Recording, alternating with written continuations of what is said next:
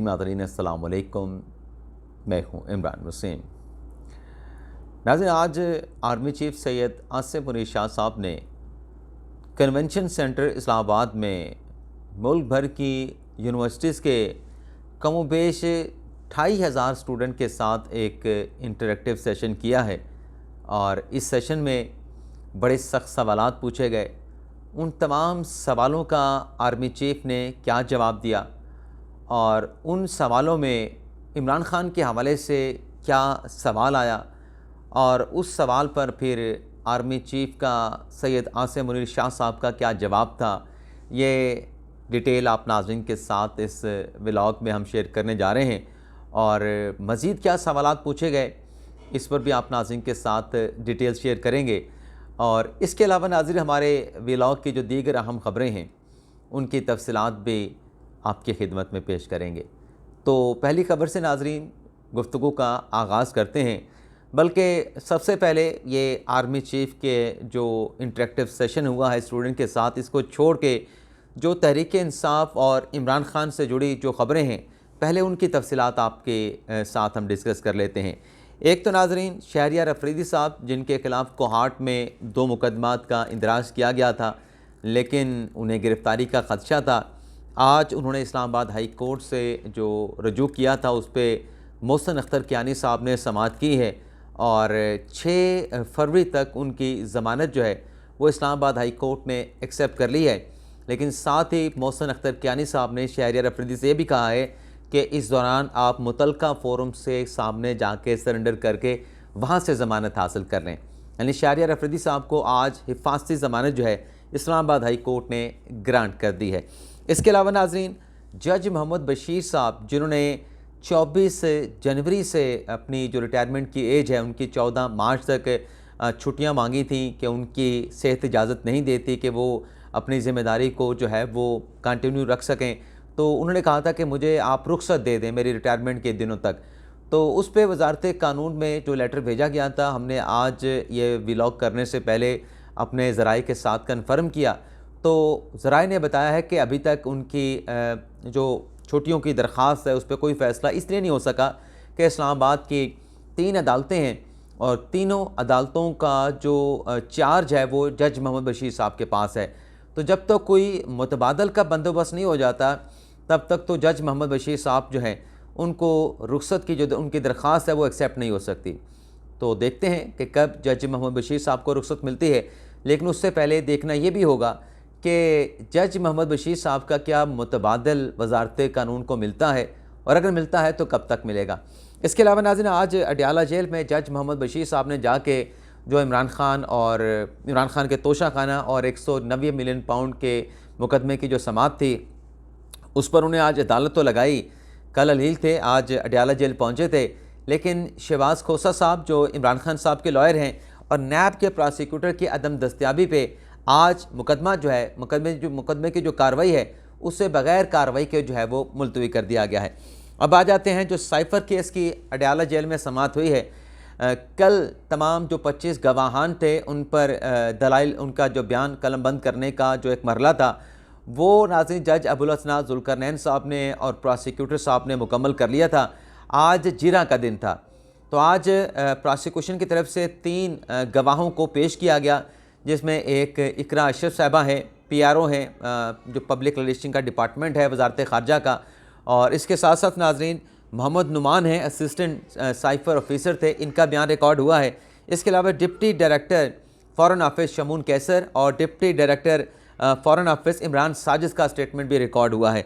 और आज जो जिरा की है वो इमरान खान की तरफ से उनकी जो लीगल टीम है, शाह महमूद कुरैशी साहब की भी, सिकंदर जुल्करनैन, अली बुखारी, उस्मान गिल और खालिद यूसुफ ने आज इस जिरा के प्रोसेस में वो लीगल टीम के तौर पर शरीक हुए हैं। दूसरी तरफ राजा रिजवान अब्बासी और जुल्फ़कार नकवी साहब मौजूद थे। नाज़रीन 4 जिन गवाहों का बयान रिकॉर्ड किया गया है इसमें जो इमरान साजिद साहब हैं जो कि डिप्टी डायरेक्टर हैं फ़ॉरेन ऑफिस के, उनके साथ बड़े अहम सवालात पूछे इमरान खान साहब के वकील सिकंदर जुल्करनैन साहब ने और बड़ा उनको इंटेंगल करने की, फंसाने की कोशिश की, लेकिन गवाह ने हर सवाल का स्ट्रेट अवे जवाब दिया और किसी उनके फंसाने वाले सवाल का वो शिकार नहीं हुए। तो वो जिरा क्या हुई वो तो नेक्स्ट व्लॉग में आपके साथ हम शेयर करेंगे, क्योंकि इस व्लॉग में तो आपने जो आर्मी चीफ का जो इंटरेक्टिव सेशन हुआ है उसके बारे में जानना चाहते हैं तो वो डिटेल के साथ आपके साथ अभी मैं कुछ देर में शेयर करूँगा। इसके अलावा नाज़रीन, तोशा खाना और 190 million pound Al-Qadir trust case में जो आज इस्लामाबाद हाई कोर्ट में समाअत हुई है, चीफ जस्टिस आमिर फारूक साहब ने और जस्टिस तारिक महमूद जंगीरी साहब ने समाअत करने के बाद इस केस का फैसला महफूज कर लिया है। शोएब शाहीन साहब ने बड़े तवील दलाइल दिए और उन्होंने कहा कि कानून के मुताबिक ये ट्रायल जो है वो अडयाला जेल में होना चाहिए और जज ने कोई जुडिशल ऑर्डर पास नहीं किया। और इस्लामाबाद हाई कोर्ट का 2 जजेस का फैसला है कि जब तक जुडिशल ऑर्डर पास नहीं हो सकता आप अदालत को जो है वो दूसरी जगह मुंतकिल नहीं कर सकते। नायब की तरफ से अमजद परवेज़ साहब ने दलाइल दिया, उनकी तरफ से कहा गया कि जब एक मरतबा अदालत की सिटिंग का नोटिफिकेशन जारी हो जाए तो फिर दूसरे किसी ऑर्डर की ज़रूरत बाकी नहीं रहती। उन्होंने आसिफ अली जरदारी केस के फैसले का हवाला दिया, इसके अलावा बम्बई कोर्ट भारत के एक फ़ैसले का हवाला दिया। लेकिन शोएब शाहीन साहब ने कहा कि ये तय करना कि ट्रायल कहाँ पे होना है, इस हवाले से जुडिशल ऑर्डर जो है वो जज का आना ज़रूरी है। हमारा इस पे एतराज़ नहीं कि आपने जुडिशल कॉम्प्लेक्स में समाअत करनी है या अडयाला जेल में जाके समाअत करनी है। हमारा एतराज़ यह है कि जो प्रोसेस है, लीगल प्रोसेस है, उसको मुकम्मल किया जाए। तो इसके बाद फिर अदालत ने फैसला महफूज कर लिया। नाज़रीन, नया वज़ीर दाखिला आ गया है। इससे पहले सरफराज बुगटी साहब थे लेकिन वो मुस्तफ़ी हो गए थे, रिज़ाइन कर गए थे।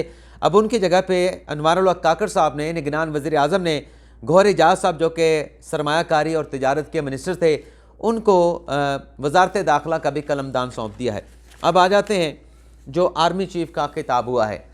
इस नाज़िम खिताब में जो कि यूथ कन्वेंशन यहाँ पे इस्लामाबाद के कन्वेंशन सेंटर में मुनक़िद किया गया और जैसा कि मैंने आगाज़ में कहा कि इसमें मुल्क भर की कोई जितनी भी यूनिवर्सिटियाँ हैं उसमें से तमाम तकरीबन यूनिवर्सिटियों के 2500 के करीब स्टूडेंट इसमें आए थे और इसमें हर इशू के हवाले से स्टूडेंट ने सवाल पूछा और बड़ा जोश व जज्बा था। कन्वेंशन सेंटर में जब ये इंटरेक्टिव सेशन हुआ, आर्मी चीफ ने सवालों का जवाब दिया।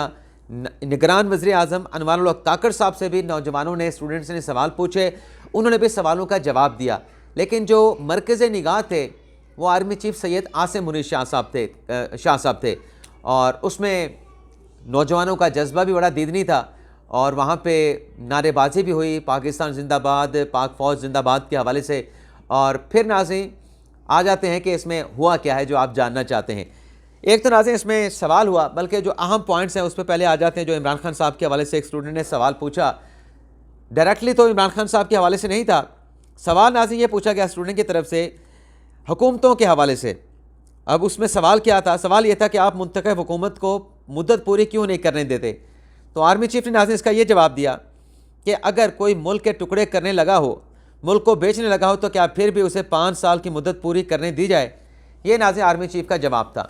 अब ये किस पैराए में उन्होंने जवाब दिया, लेकिन ये बात जो फैक्चुअली हमारे सामने है कि जब इमरान खान साहब के खिलाफ अदम एतमाद की तहरीक आई, क्योंकि आर्मी चीफ ने आगे चल के अपने जवाब में कहा कि भारत में 12 मरतबा वज़ीर आज़म के खिलाफ अदम एतमाद की तहरीक आई, वहाँ पे कोई मसला नहीं हुआ। बरतानिया में जहाँ से हमने ये पार्लिमानी जो जमहूरियत है मुस्तार ली है, या बरतानवी जो पार्लिमानी निज़ाम को हम फॉलो करते हैं, वहाँ पे अभी हालिया रिसेंट पास में 3 मरतबा अदम एतमाद के ज़रिए वज़ीर आज़म को चेंज किया गया, वहाँ पर भी कोई मसला नहीं हुआ। तो आर्मी चीफ ने कहा, आर्मी चीफ का जो जवाब था वो तो आपने सुन लिया, लेकिन आपने देखा कि जब इमरान खान साहब के खिलाफ अदम एतमाद की तहरीक आई थी तो खान साहब ने जो नया IMF के साथ मुआहिदा किया था, उसकी स्याही भी अभी तक खुश्क नहीं हुई थी, उस मुआहिदे को तोड़ दिया। उस मुआहिदे के नतीजे में आपने पेट्रोल जो है वो सस्ता देना शुरू कर दिया। अब लोगों को तो नहीं पता कि ये पेट्रोल आपको कैसे दिया जा रहा है, इसका खुमियाजा भी लोगों को नहीं पता था कि हमें भुगतना पड़ेगा। आज जो महंगाई है, आज जो इन्फ्लेशन है, आज जो महंगाई की शरह 40% से ऊपर जा चुकी है, ये उस वक्त के नाज़रीन उठाए गए इक़दाम हैं साबिक़ वज़ीर आज़म इमरान खान साहब के, जब IMF के साथ मुआहिदे को ख़त्म कर दिया गया, सबोताज कर दिया गया। पेट्रोल और बिजली की कीमतें जो आप प्रॉमिस करके आए थे कि हमने बढ़ानी है, वो आपने नहीं बढ़ाई, आपने कम कर दी। और फिर इसका खुमियाजा नाज़रीन पाकिस्तान को ये भुगतना पड़ा कि एक तो महंगाई बहुत ज़्यादा हो गई, और फिर उसके बाद जब नई हुकूमत आई अदम एतमाद की तहरीक के बाद, शहबाज शरीफ की, PDM की, पाकिस्तान पीपल्स पार्टी की, उस हुकूमत के ऊपर IMF एतमाद करने के लिए तैयार नहीं था कि पहली हुकूमत गई है, उसने हमारे एतमाद को ठेस पहुँचाई है, उसने हमारे साथ की गई कमिटमेंट को। और नाज़रीन यहाँ पे एक और चीज़ भी नोट कर लें, ये मुआहदे हुकूमतों के नहीं होते, ये मुआहदे राशिद पाकिस्तान के होते हैं, ये मुआहदे पाकिस्तान की तरफ से होते हैं, ये पाकिस्तान के अवाम की तरफ से होते हैं। एक मरतबा आप मुआहदे को तोड़ेंगे तो आलमी इदारे कहेंगे कि इस मुल्क के ऊपर एतबार नहीं करना, ये नहीं कहेंगे कि फ़लाँ बंदे की हुकूमत पे एतमाद नहीं करना, वो ये कहते हैं कि इस मुल्क के ऊपर एतबार नहीं करना। तो उसका खमियाजा हमें कैसे भुगतना पड़ा कि फ़ॉरेन रिज़र्व हमारे नीचे चले गए, डॉलर ऊपर जाना शुरू हो गया, महंगाई बढ़ना शुरू हो गई, और फिर उसके बाद जब IMF ने हमें वो पैकेज दिया, बेल आउट पैकेज दिया, कितनी नाक की लकीरें निकलवाई। जो भी हुकूमत थी मुश्किल में पड़ गए थे, और अगर उनकी उन मुश्किल शराइत को ना माना जाता तो पाकिस्तान डिफ़ॉल्ट कर जाता। तो यहाँ इस हद तक इमरान खान साहब जो हैं अदम एतमाद की तहरीक में अपनी हुकूमत को बचाने के लिए इस हद तक चले गए थे कि पाकिस्तान का जो बका है, जो पाकिस्तान की सलामती है, उसको ख़तरे में डाल दिया था। इसके बाद नाज़रीन, खान साहब ने इसी हवाले से ये भी कहा कि अदम एतमाद आई और अदम एतमाद उनके ख़िलाफ़ कामयाब हो गई। ये 172 नंबर अपने पूरे नहीं कर सके।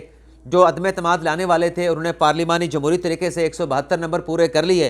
और इसके बाद आर्मी चीफ ने कहा कि जब अदम एतमाद की तहरीक कामयाब हो गई तो इन्हें पार्लिमान का हिस्सा रहना चाहिए था, ये सड़कों पे ना आते, और गैर जमहूरी रवैयों से जो है वो जमहूरियत जो है वो परवान नहीं चढ़ती, जमहूरियत जो है वो मजबूत नहीं होती। अब इसका नाज़िम मतलब क्या है? इसका मतलब ये है, जो इसको डी कोड आप करेंगे, कि खान साहब ने जो असम्बली छोड़ने का फ़ैसला किया अदम एतमाद की तहरीक कामयाब होने के बाद, वो गैर जमहूरी रवैया था। और जो मैदान छोड़ दिया पार्लिमान का, वहाँ से जो राह फरार अख्तियार की, ये नहीं करने चाहिए थे, ये भगोड़ा नहीं बनना चाहिए था। और पार्लिमान में बैठ के पार्लिमान की कार्रवाई में, या जो आवाम का मौक़िफ़ है, या जो आप कर सकते हैं बतौर अपोजिशन, आपको असम्बली में वो सब कुछ करना चाहिए था। और इसी तरीके से आर्मी चीफ कह रहे थे कि जब आप पार्लिमान में बैठ के जमहूरी रवैया अख्तियार करते हैं और तनकीद करते हैं हुकूमती फ़ैसलों से, तो इसी से पार्लिमान जमहूरियत मजबूत होती है। लेकिन जब आप पार्लिमान से बाहर आ जाएं, पार्लिमान में ना बैठें, सड़कों पे आ जाएं, तो इन रवैयों से जमहूरियत मजबूत नहीं होती। तो ये भी नाज़रीन कहा। तो इसके अलावा मज़ीद क्या बातें हुई, अब उनकी डिटेल आपके साथ हम शेयर कर लेते हैं। सोशल मीडिया और फ्रीडम ऑफ स्पीच के हवाले से सवाल हुआ, तो आर्मी चीफ ने पिछली मरतबा भी जो कन्वेंशन हुआ था उसमें सोशल मीडिया को शैतानी मीडिया करार दिया था। आज भी उन्होंने दोबारा से कहा कि बिल्कुल freedom of speech constitutional right है, हक है, लेकिन जो सोशल मीडिया है उनके बारे में दोबारा से आर्मी चीफ ने उसी बात को दोहराया कि सोशल मीडिया दरअसल अफरा तफरी जो है वो पैदा करता है। और उसमें उन्होंने जो पिछली मरतबा मिसाल दी थी, एक मरतबा फिर कुरानी आयात पढ़ी और कहा कि कुरान में लिखा गया, और बिल्कुल नाज़रीन ये अल्लाह ताला का फरमान है, हमें इस पर अमल करना चाहिए। न जाने क्यों हम सोशल मीडिया की आड़ में इस कुरान में जो अल्लाह ताला का हुक्म है उसको पसे पुश डाल देते हैं। यानी कुरान में अल्लाह ताला फरमाता है कि आपके पास कोई ख़बर लेके आए, कोई फासिक खबर लेके आए तो उसकी तहकीक कर लिया करो, लेकिन हम तहकीक नहीं करते, उसी तरीके से उसको फॉरवर्ड कर देते हैं। आज एक वाक़या ऐसा हुआ नाज़रीन, रात को सदीक जान की गिरफ़्तारी के हवाले से हुआ। आज जो एक सीनियर सहाफ़ी हैं ताहिर खलील साहब, उनके बारे में कहा गया कि वो इमरान खान के खिलाफ गवाही देने जा रहे हैं, और उस पर प्रोपेगेंडा किया गया कि एक सहाफ़ी का क्या काम है किसी सियासतदान के खिलाफ गवाही देने का। और जब नाज़रीन मामला खुला तो पता चला कि वो तो गवाही देने नहीं जा रहे, उन्हें बुलाया गया है जो उनका अपना आर्टिकल लिखा हुआ है जुलाई 2023 का, उस आर्टिकल के हवाले से उनको नोटिस करके बुलाया गया है। तो बात कुछ और थी, लेकिन फ़िलहाल कुछ और तरीके से कही गई। तो आर्मी चीफ ने कहा कि कुरान में हुक्म है कि अगर आपके पास कोई फासिक खबर लेके आए तो उसकी तहकीक कर लिया करो। तो ये नाज़रीन हमारी ज़िम्मेदारी बनती है, अगर हम कुरान को मानते हैं, अब हम मुसलमान हैं, तो फिर हमें ये सब कुछ करना होगा। इसके अलावा नाज़रीन इंतखाबात के हवाले से सवाल हुआ, सियासी जमातों के हवाले से सवाल हुआ, और सवाल हुआ लीडरशिप के हवाले से कि अच्छी लीडरशिप क्यों नहीं सामने आती। तो आर्मी चीफ ने वाज़ेह तौर पे कहा कि 8 फरवरी को इलेक्शन होंगे।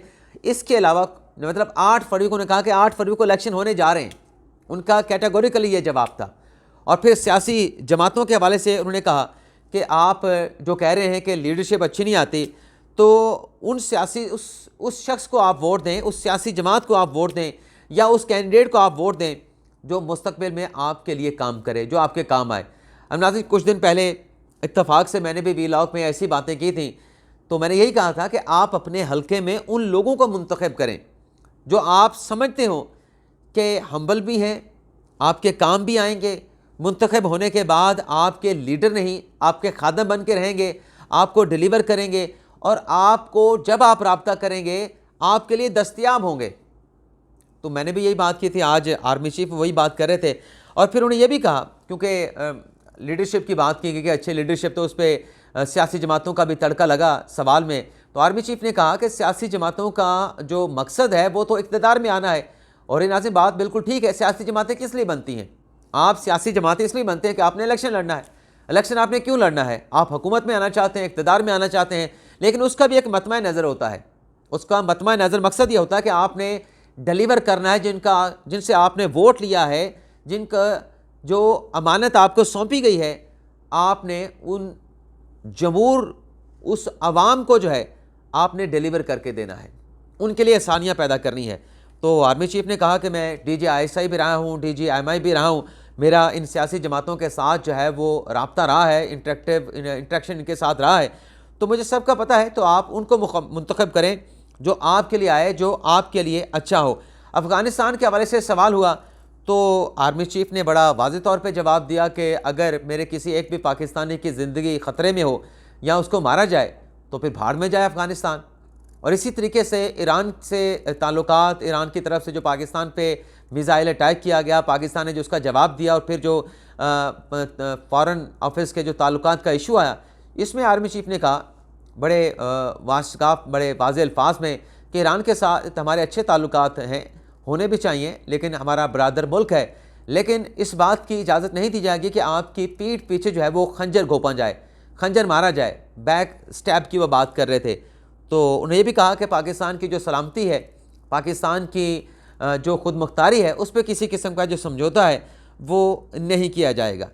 तो ये नाज़रीन टोटल हमारा वीलॉग, और नेक्स्ट वीलॉग में जो जिरा हुई है गवाहों पे, ख़ास तौर पे जो इमरान साजिद पे हुई है, और इमरान खान साहब के हवाले से भी एक बड़ी अहम खबर है, उसकी तफसीलात फिर नेक्स्ट वीलॉग में आपके साथ शेयर करेंगे। इजाज़त चाहते हैं नाज़रीन, अल्लाह हाफ़िज़।